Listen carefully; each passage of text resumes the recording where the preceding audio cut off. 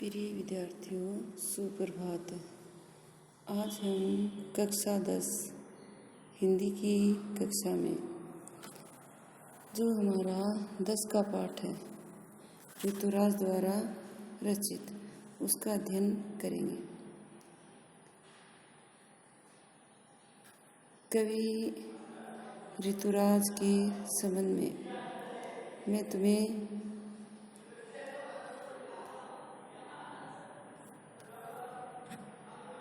पहले परिचय बता रही हूँ।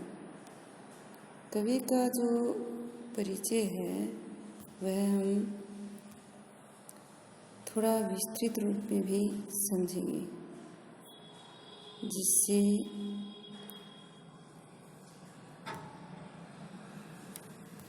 हमें कवि परिचय करने में सुविधा हो सके।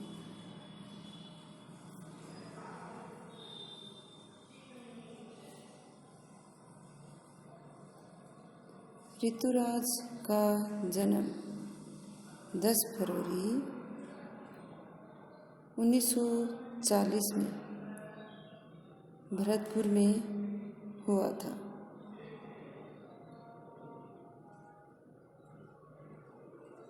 इन्होंने राजस्थान विश्वविद्यालय जयपुर से अंग्रेजी में एमए किया।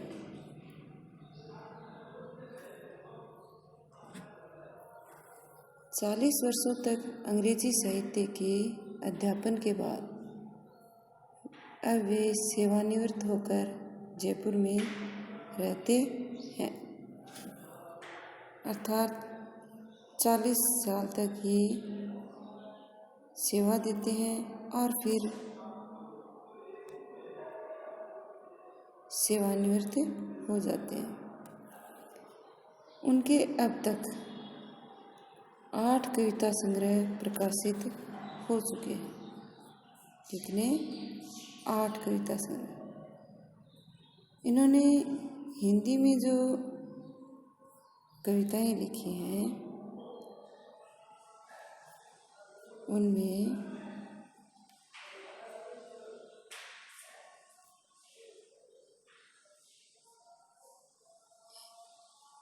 मरण धर्मा और अन्य, पुल पर पानी,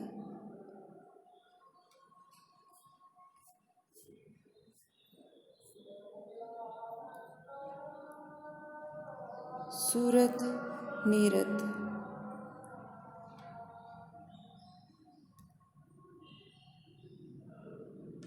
और लीला मुखारविंद।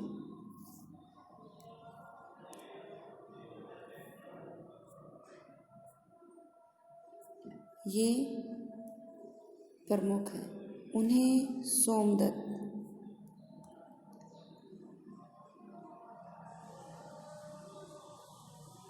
परिमल सम्मान है, वह भी मिला है।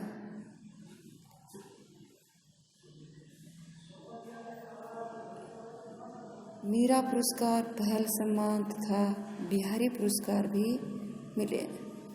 मुख्य धारा से अलग समाज के हाशिए के लोगों की चिंताओं को ऋतुराज ने अपने लेखन का विषय बनाया। उनकी कविताओं में दैनिक जीवन के अनुभवों का यथार्थ है और साथ ही अपने आसपास के जो रोजमर्रा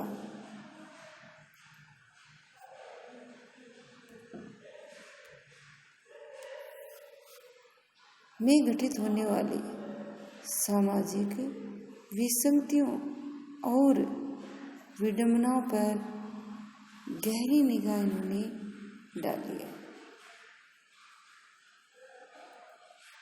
या ये कहें कि उन्होंने बहुत ही बारीकी से समझा है।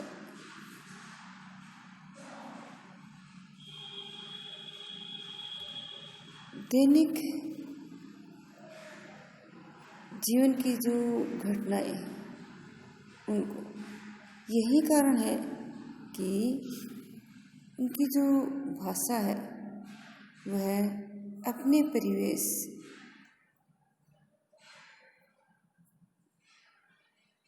और लोक जीवन से जुड़ी है। इन्होंने कुछ कविता कोड, कभी इतना धनवान मत बनाना, माँ का दुख, कवि लोग, लहर, छात्रावास में कविता पाठ, पिछली बातें, अंधेरे में प्रार्थना, लौटना आदि इनकी प्रमुख कविताएं भी हैं।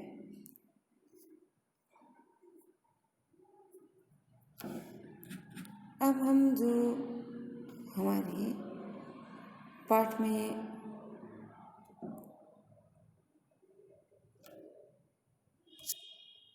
कविता है कन्यादान, उसके बारे में अध्ययन करें।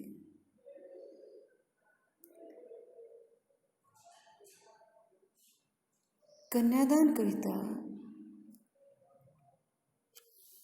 में माँ बेटी को स्त्री के परंपरागत आदर्श रूप से हटकर सीख दे रही है।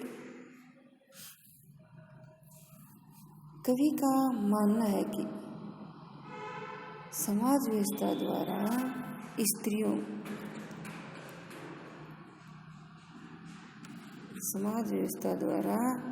स्त्रियों के लिए आचरण संबंधी प्रतिमान है वो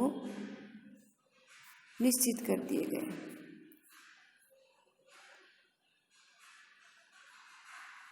वे आदर्श के मुखौटे में बंधन होते हैं।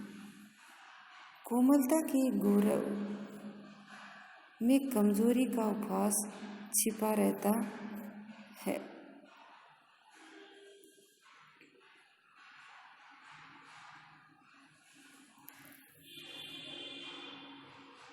अर्थात वह लड़की को कमजोर मान लेते हैं। लड़की जैसा न दिखाई देना इसी आदर्शीकरण का प्रतिकार है। बेटी माँ के सबसे निकट और उसके सुख दुख की सहेली होती है। इसी कारण उसे अंतिम पूंजी कहा गया है। कविता में कोरी भावुकता नहीं बल्कि माँ के संचित अनुभव की पीड़ा को प्रामाणिक बताया है। अर्थात ये कहें कि उसे प्रमाणों के आधार पर सिद्ध किया है। इस छोटी सी कविता में स्त्री जीवन के प्रति ऋतुराज की गहरी संवेदना व्यक्त हुई है। इनका निधन 1 नवंबर 2008 को हो गया। अब देखिए हम कविता का अध्ययन करेंगे। कन्यादान। कितना प्रामाणिक था उसका दुख लड़की को दान में देते वक्त, जैसे वही उसकी अंतिम पूंजी हो। लड़की अभी सयानी नहीं थी, अभी इतनी भोली सरल थी कि उसे सुख का आभास तो होता था लेकिन दुख बांचना नहीं आता। वाटिका थी वह धुंधले प्रकाश की, कुछ तर्कों और कुछ लयबद्ध पंक्तियों की।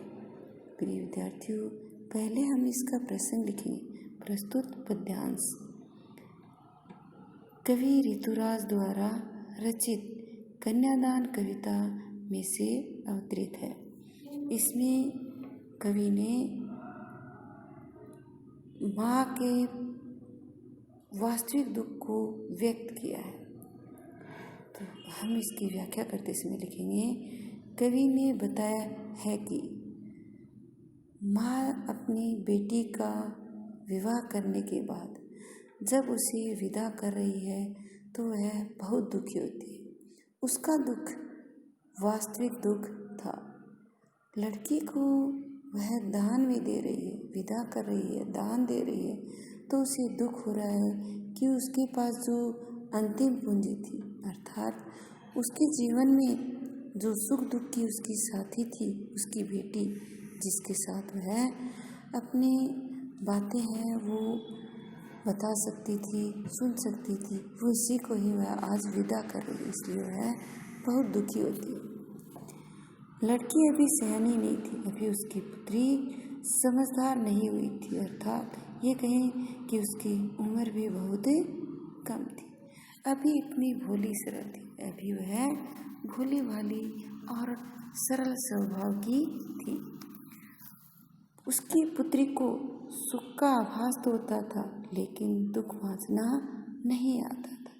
उसे सुख का अनुभव अर्थात ये कहें कि विवाह के बाद जो सुख मिलने वाले हैं, पति का प्यार, सास के लाड़ दुलार और गहने कपड़े मिलने वाले हैं, उन सभी सुखों के बारे में तो उसे पता चल रहा था, क्योंकि वह अन्य लड़कियों का विवाह होते हुए देखती थी और उन्हें खुश देखते हुए सोचती थी कि विवाह के बाद बहुत ही प्रसन्नता प्राप्त होती है, लेकिन दुख बांचना नहीं आता। लेकिन विवाह के बाद जो कष्ट उठाए जाते हैं, जिन परिस्थितियों का सामना करना पड़ता है, उन सभी दुखों का उसे ध्यान नहीं था। पाठिका थी वह धुंधले प्रकाश, वह सिर्फ पढ़ सकती थी धुंधले प्रकाश के समान। जिस प्रकार धुंधले प्रकाश में हमें स्पष्ट कुछ समझ में नहीं आता है, कुछ तर्क और लयबद्ध पंक्तियों को ही समझ पाते हैं, उसी प्रकार से वह भी सिर्फ उससे मिलने वाले, विवाह से प्राप्त होने वाले सुखों के बारे में ही जानकारी रखती थी, दुखों का उसे एहसास भी नहीं था। इसलिए उसे तर्कबद्ध पंक्ति और लय और पंक्तिबद्ध बताया है। माँ ने कहा, पानी में झाँककर अपने चेहरे पर मत रीझना, आग रोटियां सेकने के लिए है, जलने के लिए नहीं। वस्त्र और आभूषण शाब्दिक ब्रह्मों की तरह बंधन है स्त्री जीवन के। माँ ने कहा, लड़की होना पर लड़की जैसी दिखाई मत देना। यह हम प्रश्न लिखेंगे कि प्रस्तुत पद्यांश कवि ऋतुराज द्वारा रचित कन्यादान कविता में से अवतरित है या उद्धृत है। इसमें माँ ने अपनी बेटी को विदा करते समय जो सीख दी है उनके बारे में बताया गया है। माँ ने अपनी पुत्री को समझाया कि पानी में झांककर अपने चेहरे पर मत रीझना, अर्थात पानी में देखकर अपने चेहरे पर खुश मत होना। माँ का कहने का मतलब है कि ससुराल में जाकर दर्पण में अपनी सुंदरता को देखकर खुश न होना। आग रोटियां सेकने के लिए है, जलने के लिए नहीं। माँ ने समझाया कि आग का सदुपयोग करना, दुरुपयोग नहीं। आग से रोटियां सेकने के ही काम में लेना, उससे अपने को नुकसान न पहुंचाना। अर्थात माँ का समझाने का मतलब है कि उसकी बेटी आग से अपने आप को नुकसान न पहुंचाए। वस्त्र और आभूषण शाब्दिक ब्रह्मों की तरह बंधन है स्त्री जीवन की।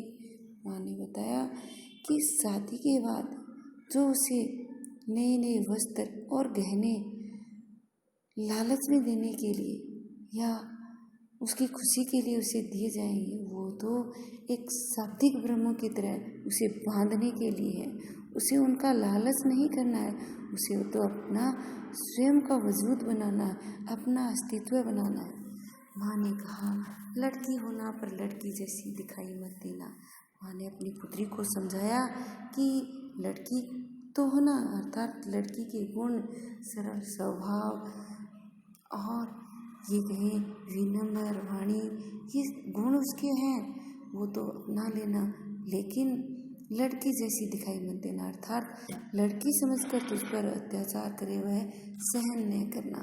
कहने का तात्पर्य है, माँ अपनी बेटी को समझाना चाहती है कि उसकी बेटी अपना जो वास्तविक या अस्तित्व है उसे बनाए रखे, उसे न मिटने दे।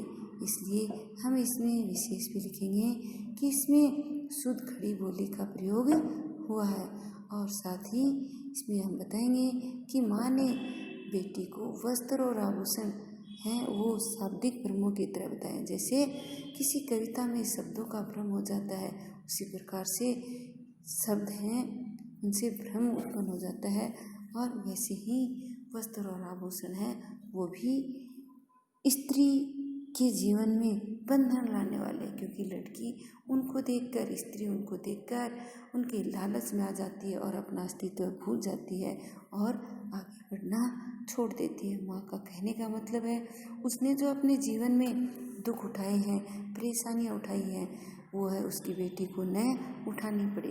वो अपनी बेटी को इसी आधार पर समझाना चाहती है कि उसकी बेटी अपना अस्तित्व समझे और अपने अस्तित्व के आधार पर ही वह अपना जीवन यापन करे, न कि वह अपनी योग्यता को नष्ट न करे। इसलिए यह एक लड़कियों के लिए प्रेरणा स्रोत पाठ है, जिससे लड़कियां शिक्षा ग्रहण कर सकती हैं कि वे अपने जीवन को नष्ट न होने दें। यदि उनमें योग्यता है, उनके माता पिता ने उन्हें पढ़ाया है, तो उसी के अनुरूप ही अपना अस्तित्व बनाए रखें। प्रिय विद्यार्थियों, जो विद्यालय नहीं आ सकते हैं वो अति शीघ्र आने का कष्ट करें और